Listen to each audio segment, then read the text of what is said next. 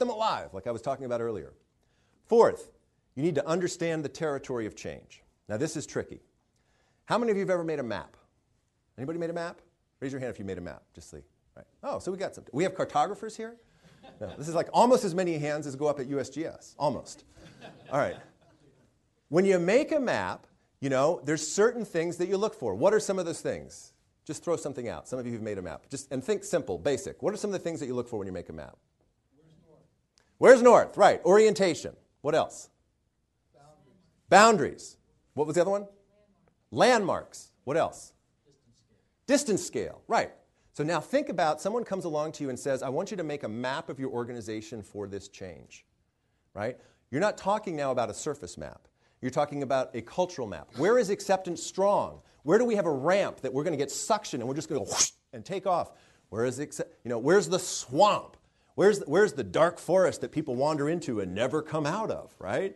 Where's the black hole? What's sucking resources? Everything that gets within a certain distance of it disappears because it stops reflecting light. What is the organizational map? How do you do that? How do you create a map for culture change? And I use military terms here because they're excellent. And I talk about reconnaissance work. And I show you in the book how to generate something I call a reconnaissance report. I talk about the avant-garde, the group that is responsible for exploring the boundaries and the periphery, right? So understand the territory of change. Think about how you use a map. How many of you are not using GPSs now? It used to be how many of you are using GPSs, right? But now it's how many are not using GPSs, right?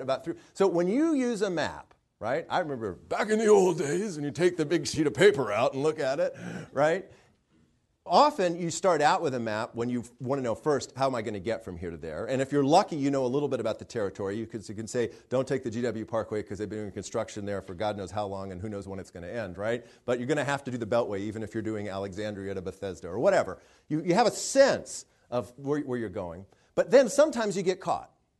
Sometimes you're in downtown D.C. and the president decides to cross your path, And you're sitting there while limo after limo is going by. And you say, I've got to get to this meeting on time. I need an alternate route.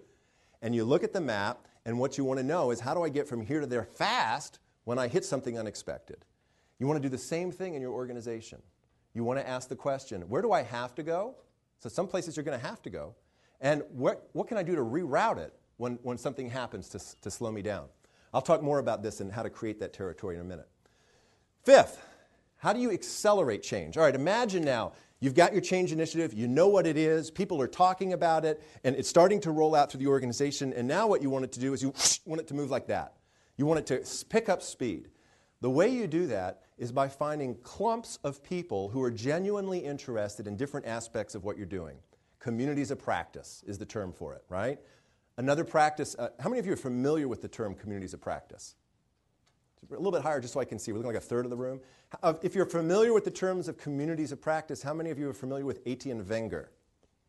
Nobody. Okay. Etienne Wenger, one person. Etienne Wenger is one of the originators of the term communities of practice. And he studied the insurance business. And he found out really interesting things about how people learn.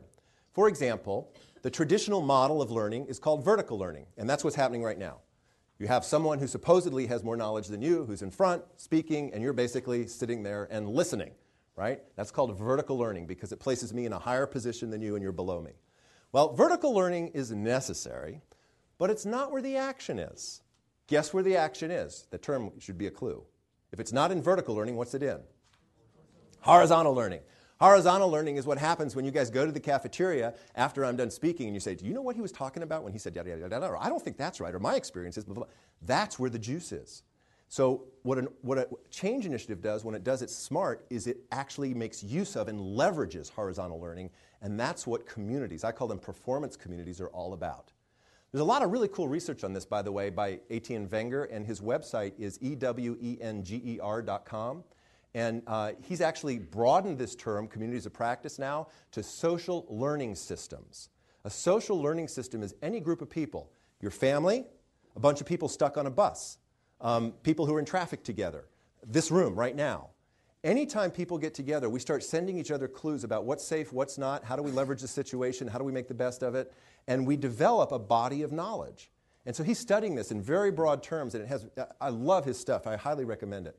So you accelerate change by making use of this. I'll talk about exactly how we've done that in many of my initiatives in a little while. And the last one that is about the change initiative itself is about generating dramatic surges in progress. So once you got the thing up and running and you see that different communities are taking off, is there a switch you can throw that takes the whole system, kaboom, to a higher level? And the answer is yes, there is. And it comes from, believe it or not, the entertainment industry. Thus the word dramatic. And I'll talk about how you create dramatic surges in progress and take the whole thing to another level. The last piece is work-life success. Here's the thing. I have now spent time with about 20 different leaders of major large-scale change initiatives, working in a whole variety of sectors. Now, these are people whose head is on the block, for $20 million return on investment, or for making sure the company's successful, or for rolling something out that has global impact. So high stress is what I'm saying there. It's a high-stress situation. And you would think to yourself, I bet these people are burned out, despondent, exhausted, frustrated. I bet you they don't spend any time with their families, and they're sickly because they don't have time to go to the gym. And that's all wrong. They're not. They're high performers. They have time with their families. As things become important, if there's weddings, baptisms, if there's a death in the family, they make the time to be there, to provide the one-on-one support. They have healthy relationships with their children and their spouse. They go to the gym regularly. They're running a marathon, and they know that this is required in order to be successful in the long term. And so in the last chapter, I talk about a term that I call work-life success, which means that leaders of large, impactful change decompartmentalize their lives, and they become powerful in all aspects of it. All right, I'm going to jump through some of this right now, but before I do, I just dumped a lot out there. Any questions or comments or anything that you want to throw out right now? I'm talking fast. How's my pace? Okay, should I speed up or slow down? Good. Just keep going at that rate. Okay. So, creating rapid, widespread engagement.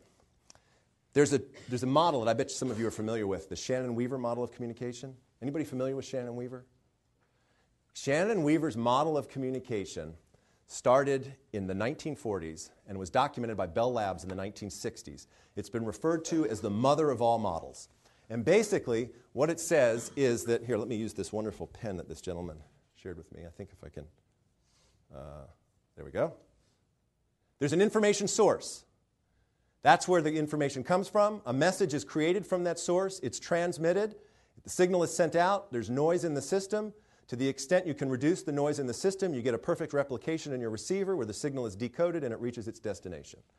This model is fantastic for computers. It's made the internet and the information revolution possible. It made the internet possible. It's horrible for human communication. But it is the model that we all use by default when we try and communicate with each other. We say, let's go to the CIO whose vision it is, we're going to change this organization, or my vice president, or my senior manager, and let's get the message. We will then take it to the internal communications team who will craft the message. Maybe we'll find some stories that demonstrate what it is we're talking about. We'll pull out the bullet points, the core values. We'll make sure that we know exactly what this is about. Then we will transmit it. And we'll do that through town halls, newspapers, emails, newsletters, posters in the hallway, TV shows, whatever. And then people will start to get it. Now, they'll get our signal to the extent they're not distracted by their own emails, their family problems, all the other projects that are pulling on their time, circumstances in the environment. We can expect them to receive the signal in pretty much the same way we sent it, and they will then decode that, and if we're lucky, they will understand what we're talking about. They will get it. It doesn't work that way at all. It is a totally faulty model. Human beings don't work that way. If we did, instead of going to college with other students and teachers, we could just go to the library, stoke up on some caffeine, put ourselves in a room that's sealed off from the outside world, and just read one book after the next until we had downloaded all the information, kind of like in The Matrix. You remember that the girl flies the helicopter in The Matrix? That's such a great scene, right? Do you know how to, what was it, what kind of helicopter was it? Anybody remember? Do you know how to fly, a Black Hawk, blah, blah, blah, whatever it is? And she says, not yet. And then the guy goes, and it comes in, and then boom, she jumps in the seat, and she's flying this helicopter with grace and power, right? But we don't work like that. We do need other students and teachers. The way we communicate with each other is through conversation and interaction. It's called, we do it together, social, and we build it together, construction. Social construction. That is the model for how human beings learn together, create meaning together, build a common understanding of the future together, and that informs our behavior, which is why my book subtitle is about how leaders transform organizations from the inside out. You see, you don't want people to memorize your mission statement, your elevator speech, your core values, and be able to spit them out in the hallway, because that's a transaction. That's what a computer does. What you want is you want them to understand at its essence what it is you're trying to do, so that they generate their own behavior in a complex situation which you cannot predict in advance, which is what we all end up in every day, all the time, right? Nobody knows. We're not building widgets on an assembly line here. When you sit down at your desk, we don't know what message you're going to get, how it's going to be influenced, and what we want is we want your behavior in that unpredictable circumstance to be coherent with this change program. And you're going to be the one who figures it out. The only way that's going to happen is if you know what the heck it's about. And the only way you're really going to know what the heck it's about is if you have the opportunity to discuss it with somebody explicitly. Put it out into space. Say, I don't understand this part. What do you mean that? What about these circumstances? So that's called social construction. And there's some tips on social construction which I'm going to run quickly through here. The first is that everything that we learn happens in relationship. It starts off with the person who raises us, and it continues to this moment. Everything we learn it's arising from at least two people being together. Second thing, there's no requirement by the world that we interpret it in any particular way. There is no objective understanding of reality. When a CEO pulls out a spreadsheet and puts it up on the wall and says, what this is telling us is obvious, he or she is wrong. It's not obvious. Nobody else in the room who's looking at that spreadsheet has their experience, their analysis, their understanding. Nobody else in the room was up till 3 o'clock in the morning last night poring over the numbers. Nobody else in the room has the presidents of other companies calling them and putting pressures and demands on them. Nobody else in the room is dealing with the CFO, the CIO, and trying to develop the strategy the way they are. Nobody. Only them. So if they want you to understand it, they have to spit it out. They have to tell you what's on their minds. They cannot expect, and that's true for all of us. I'm making a point of the CEO, but it's true for every single one of us. Nothing is obvious. You take two guys working in the same boiler room, side by side, 8 hours a day, 5 days a week, and tell them a story and ask them both when it's over, what does it mean? And you will get two different answers. Okay? Two different answers. Same location, same task, same time, two people, two answers. That's the way we work. So you have to treat information that way. Third, the understanding we construct springs from its utility, and what that means is we have to be able to put it to action. Let's say, for example, that you don't do investing. You leave that to someone else, to the employee plan, to your spouse. It's just not your interest. You don't read the business section of the newspaper. You have no interest in it. And I start telling you about what Apple stock is doing right now. And I go on for 10 minutes about it. You are going to tune me out, plain and simple. Your eyes are going to glaze over, right? We've all heard that. What is it, Mego? My eyes glaze over, M-E-G-O, right? It's like, psh, this is not my world. So everything that we construct together, there has to be something you can do something with. And this is another huge mistake that change managers make. They tell everybody the whole story.